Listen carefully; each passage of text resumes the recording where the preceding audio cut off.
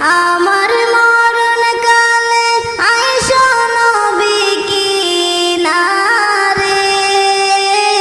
ও প্রাণের হাবিব গো, আমি নয়ন জুড়াই দেখব শুধু তোমারে।